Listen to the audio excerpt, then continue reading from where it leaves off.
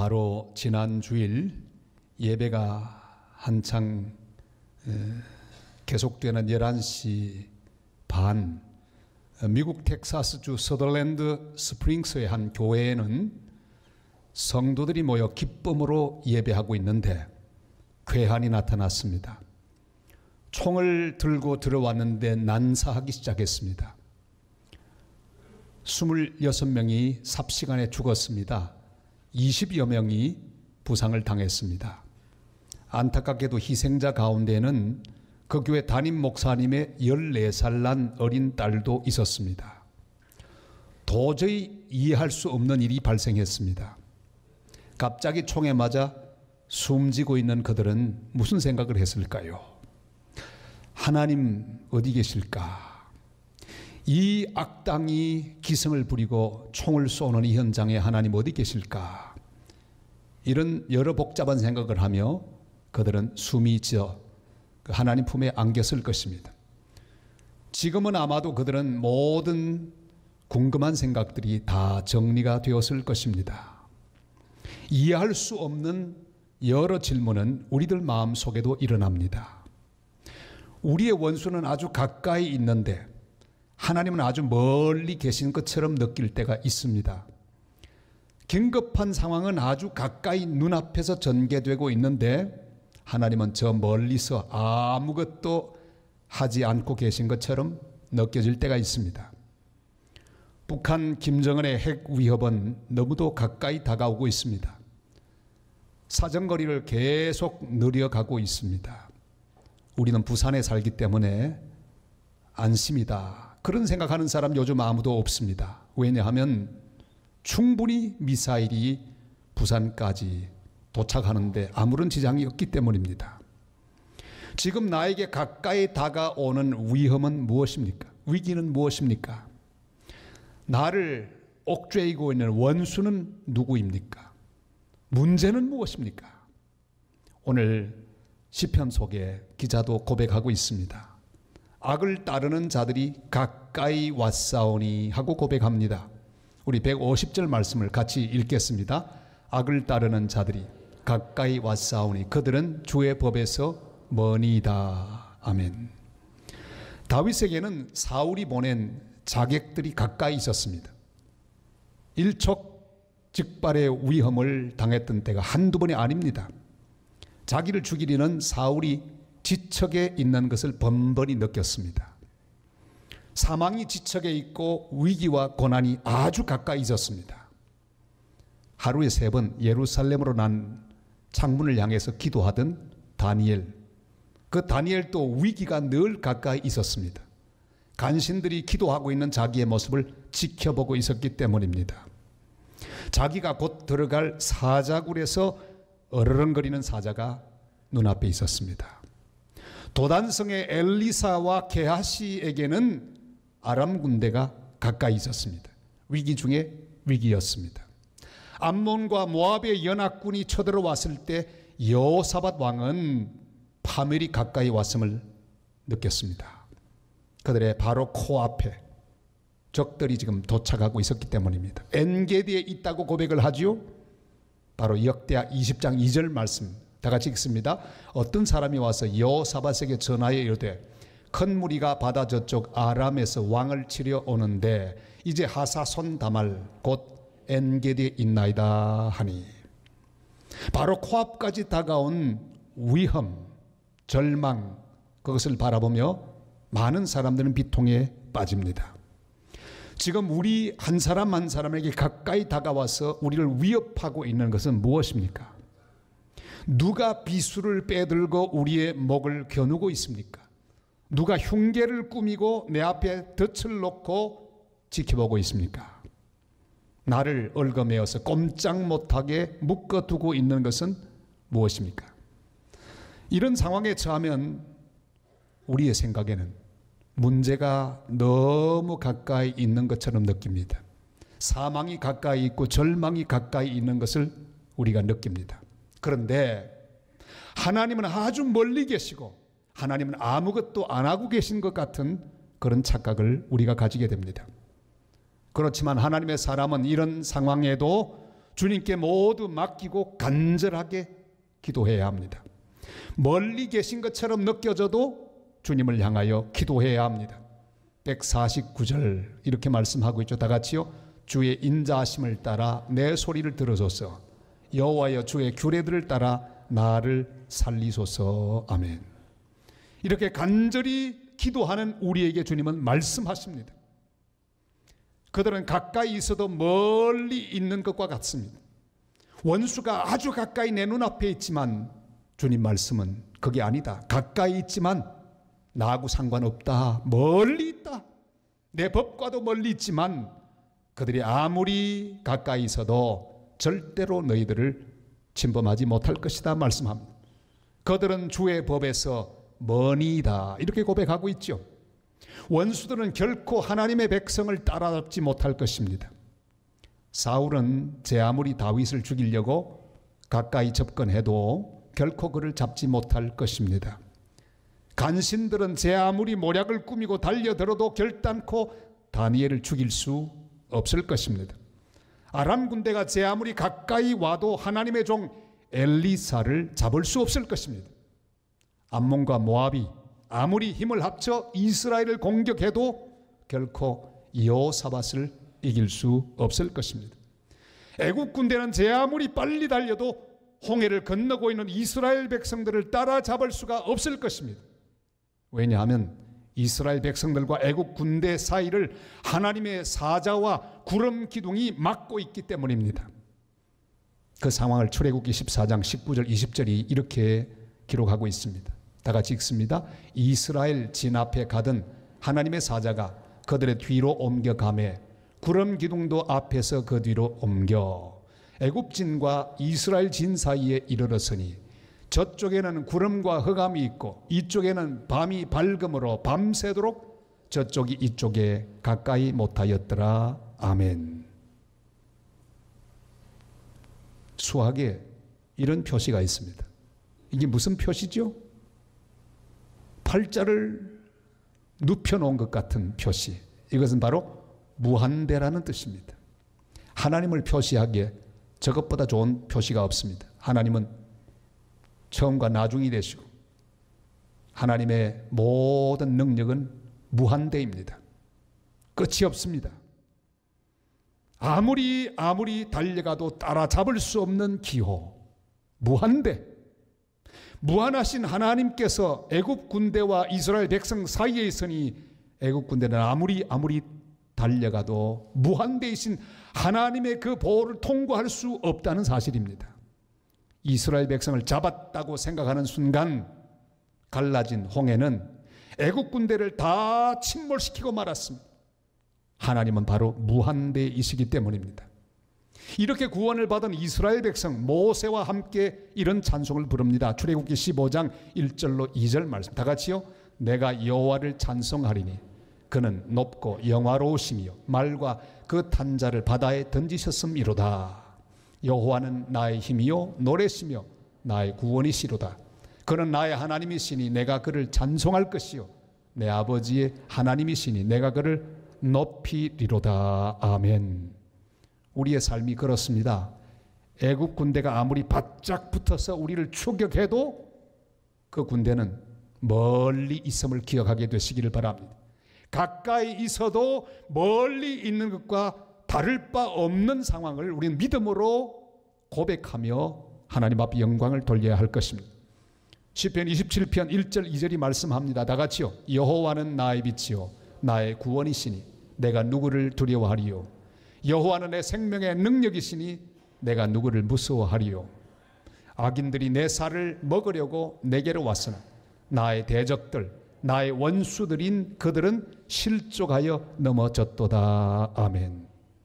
우리 민족의 살을 먹으려고 달려들었던 원수가 너무 많았습니다. 지난 5,000년 동안 우리 민족을 잡아먹기 위해서 살을 먹으려고 달려들었던 중국이 있었습니다. 러시아가 있었습니다. 일본이 있었습니다. 그러나 하나님의 은혜로 먹지 못했습니다. 이 기적 중에 기적입니다. 악한 세력들은 생명의 능력 되시는 하나님 앞에서 실족하여 넘어질 것입니다. 우리의 인생도 마찬가지입니다. 제 아무리 악한 원수 마귀가 우리를 향해 입을 벌리고 달려들어도 하나님의 무한하신 은혜가 우리를 막고 있음에 절대로 그들은 우리를 잡지 못할 것입니다. 굶어가며 준비해놓은 핵무기, 김정은이 준비해놓은 모든 핵무기는 써보지도 못하고 폐기 처분될 것을 우리는 믿습니다. 지금 내 인생에 무엇이 입 벌리고 달려들고 있습니까? 우리가 좋아하는 찬송 413장 1절은 이렇습니다. 내 평생에 가는 길 험하든지 늘 잔잔한 강 같은지 큰 풍파로 무섭고 어렵든지 나의 영혼은 늘 평안해 내 영혼 평안해. 2절은 더욱 은혜롭습니다. 저 마귀는 우리를 삼키려고 입 벌리고 달려와도 주 예수는 우리의 대장 되니 끝내 싸워서 이기리라. 내 영혼 평안해 평안해. 이 찬송을 지은 사람은 스패포드라고 하는 변호사이자 의대 교수인 사람입니다. 믿음의 사람입니다. 그런데 내 딸을 부인과 함께 큰 배에 태워서 유럽 여행을 보내었습니다. 근데 이게 웬일입니까? 풍랑을 만나 배가 파손하고 내 딸이 죽었습니다. 절망입니다. 부인은 구사일생으로 생명을 건졌습니다. 스패포드는 급하게 연락을 받고 그 지점으로 갔습니다. 배를 타고 딸을 삼킨 그 풍랑이 일고 있는 그 지점에 갔을 때 그의 인생을 향해서 입을 벌리고 달려드는 사탄을 느낄 수가 있었습니다. 절망입니다. 온갖 생각이 마음속에 있는 모든 것들을 어지럽힙니다. 그러나 시상이 떠올랐습니다. 믿음의 고백이 떠올랐습니다. 저 마귀는 입 벌리고 파도처럼 달려들어도 주 예수는 나와 함께 하시니 내 마음 늘 평안하다. 아름다운 찬송이 그렇게 탄생했습니다. 제가 칠레에서 선교사로 목회할 때도 우리 원주민들 좋아하는 찬송이 이 찬송이었습니다. 우리는 내 영혼 평안해 부르는데 스페인어 찬송은 에스토이 비엔, 그러면 나는 괜찮아, 나는 좋아, 나는 좋아. 얼마나 그 찬송을 부르며 우리가 기뻐했던지. 그렇습니다. 우리 인생을 향해서 입 벌리고 달려가는 수많은 공격이 있습니다. 위기가 있습니다. 어려움이 있습니다. 그러나 우리 주님이 보호하고 있고 우리 곁에 가까이 계시니 우리는 좋습니다. 평안합니다. 이런 고백을 날마다 하는 하나님의 사람들이 되시기를 바랍니다. 아무리 많은 적이라도 결코 우리를 삼키지 못할 것입니다. 왜냐하면 주님께서 우리와 항상 가까이 계시기 때문입니다. 주께서 가까이 계시오니, 이런 아름다운 고백을 오늘 우리가 하나님 앞에 할 수 있기를 바랍니다. 151장을 같이 읽습니다. 여호와여 주께서 가까이 계시오니 주의 모든 계명들은 진리니이다. 믿음은 어떤 순간에도 주님께서 내 가까이 계신 것을 확신하는 것입니다. 느껴지지 않아도, 멀리 있는 것처럼 느껴져도, 그러나 주님 가까이 계신 것을 확신해야 합니다. 하나님 우리 가까이 계신다는 것을 어떻게 알 수 있습니까? 제가 오늘 그 증거를 보여드리겠습니다. 주님 내 삶에 가까이 계시다는 증거. 하나님께서 하나님에게로 멀어진 우리를 구원하기 위해 하나님 독생자 예수 그리스도 임마누엘이신 주님을 이 땅에 보내주셨습니다. 하나님이 우리와 함께 계신다. 임마누엘 되신 예수 그리스도, 하나님의 독생자를 우리와 함께 거하게 하기 위하여 보내셨습니다. 그것보다 위대한 증거가 어디 있습니까? 하나님 우리 곁에 계시게 하기 위하여 예수 그리스도를 보내주셨습니다. 그분이 우리에게 오셔서 우리와 함께 계십니다. 그는 우리를 위해 그의 보배로운 피를 갈보리 십자가 위에서 흘리셔서 우리를 죄와 사망에서 건져주셨습니다. 제임스라고 하는 사람은 어렸을 때 폐를 수술했는데 그때 다른 사람에게서 한 13리터 되는 피를 수혈받았습니다. 어른이 되고 생각해보니 너무 감사해요. 다른 사람의 도움으로 자기가 살았는데 나도 해보자. 18살이 되면서 자기도 헌혈을 시작했습니다. 피를 헌혈했는데 놀라운 사실을 발견했습니다. 그때까지만 해도 RH-병. 이것은 산모의 피가 태아를 죽이는 그런 무서운 병입니다. 약이 없었습니다. 그런데 제임스의 피 속에 RH-병을 치료할 수 있는 희귀 항체가 있는 것을 발견했습니다. 그는 정기적으로 피를 뺍니다. 그리고 지금까지 무려 240만 명에 되는 아기를 살렸습니다. 놀랍게도 그의 사랑하는 딸 트레이시도 그 아버지의 피를 받고 살았습니다. 그는 지금도 정기적으로 헌혈을 계속하고 있습니다. 아마도 일생 동안에 몇백만 명 더 살릴 수 있을 것입니다. 그러나 예수 그리스도의 보혈은 우리 모든 인간의 죄와 저주, 절망과 죽음을 치료하는 놀라운 하나님의 은혜의 백신인 것을 우리는 고백합니다. 이 백신을 예수님께서 십자가 위에서 우리 위해 흘려주셨습니다. 할렐루야. 주님의 보혈은 지금도 흐르고 있습니다. 예배하는 이 시간 지금도 이 주님의 보혈이 흐르고 우리의 심령 가운데 은혜의 보혈이 흐르고 있습니다. 보혈의 능력은 지금도 우리를 치료하고 살리고 있습니다. 그뿐 아니라 주님의 성령을 통해 우리 가까이 우리 속에 계십니다. 성령이 우리를 믿게 하십니다. 성령이 우리를 거룩하게 하시고 사랑하게 하시고 전도하게 하시고 또한 봉사하게 하시며 선교하게 하십니다. 성령이 지금도 우리 가운데 역사합니다.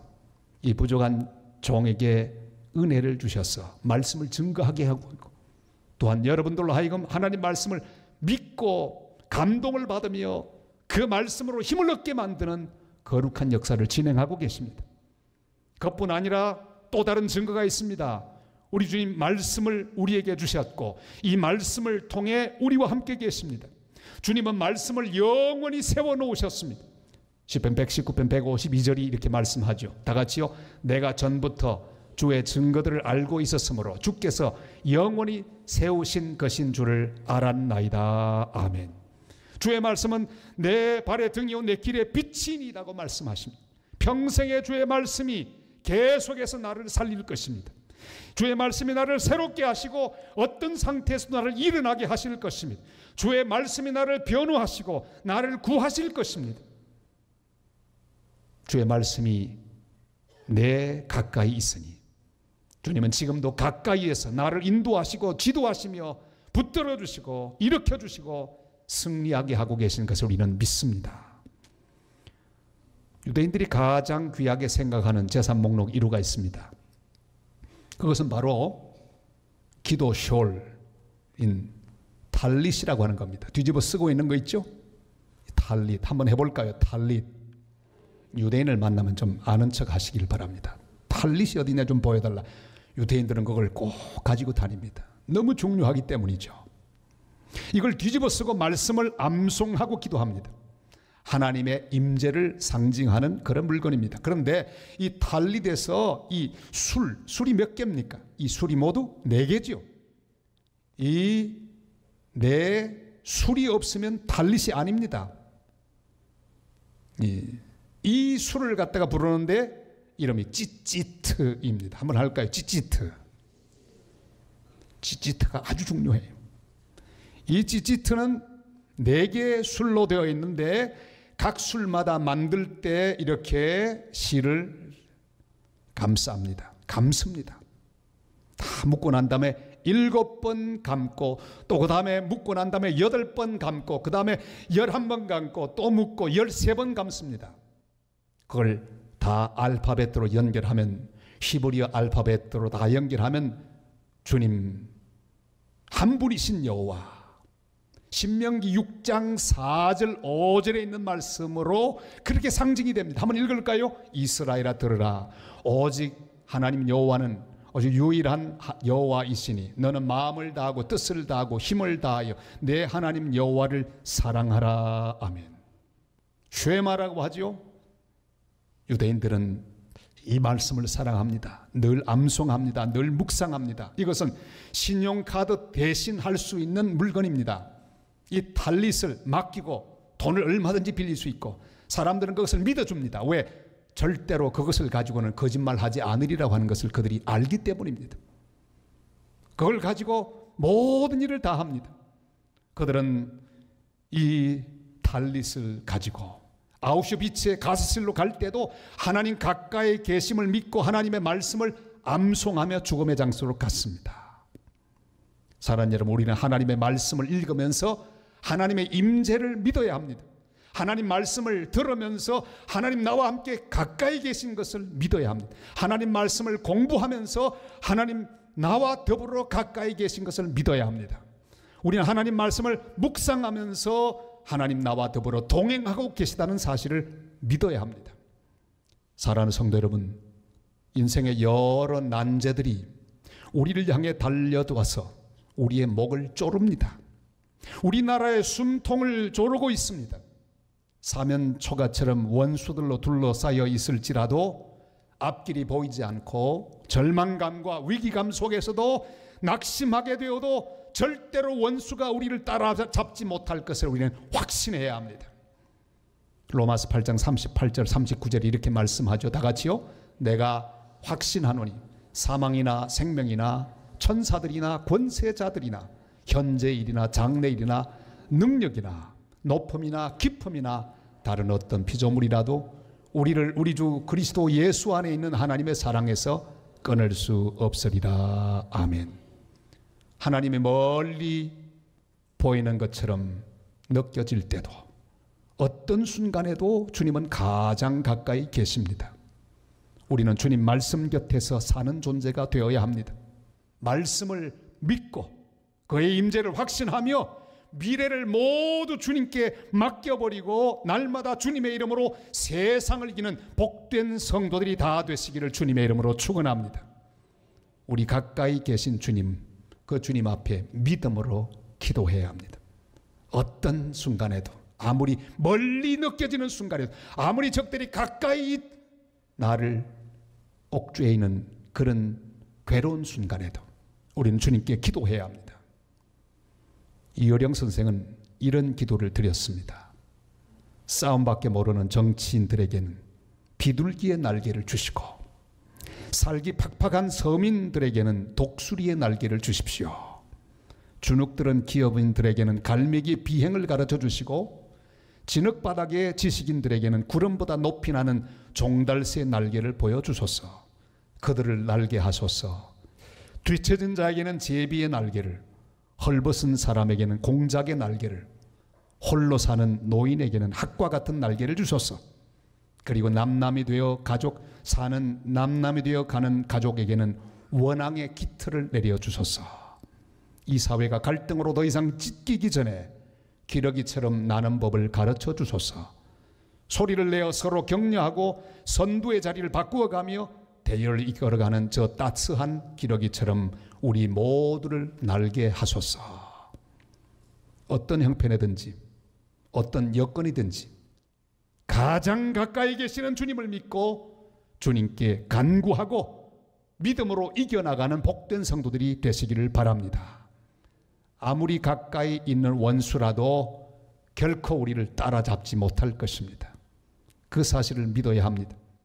그리고 아무리 멀리 느껴지는 주님이라도 가장 가까이 계신 주님을 믿고 날마다 이기고 승리하는 복된 성도들 다 되시기를 주님의 이름으로 축원합니다.